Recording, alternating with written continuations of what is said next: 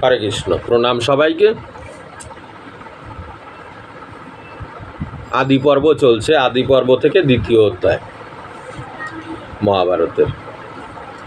এবারে হচ্ছে সভা পর্ব। সভা পর্বের শ্লোক সংখ্যা খুবই ছোট। অনন্তর বহু বৃত্তান্ত যুক্ত দ্বিতীয় সভা পর্ব আরম্ভ হইতেছে।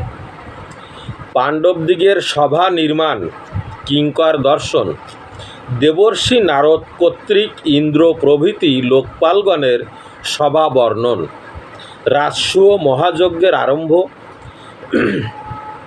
জরাসন্ধ বধ, গ্রীব্রজে নিরুদ্ধ রাজাগণের কৃষ্ণ কর্তৃক বিমোচন, পাণ্ডবদিগের দিগ্বিজয়, ভূপালদিগের রাজসূয় যজ্ঞে আগমন, যজ্ঞে অর্ঘ্য প্রদান প্রসঙ্গে শিশুপালের সহিত বিবাদ ও তাহার বধ। এই সভা পর্বের মধ্যেই এগুলো আছে।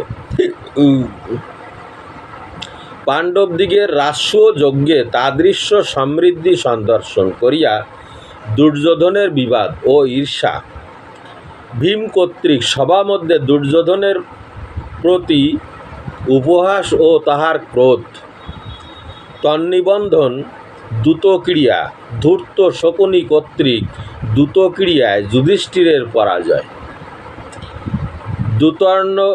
দ্যূতার্ণবমগ্না দুঃখিতা দ্রৌপদীর ধৃতরাষ্ট্র কর্তৃক উদ্ধার, দ্রৌপদীকে বিপদ হইতে উত্তীর্ণা দেখিয়া দুর্যোধনের পুনর্বার পাণ্ডবদিগের সহিত দূতারম্ভ, দূতে পরাজয় করিয়া তৎকর্তৃক পাণ্ডবদিগের বন প্রেরণ।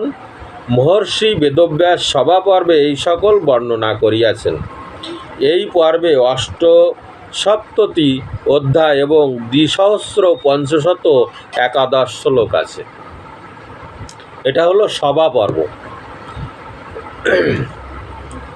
এটা এই পর্যন্তই। হরে কৃষ্ণ। এটা এখানেই রাখছি।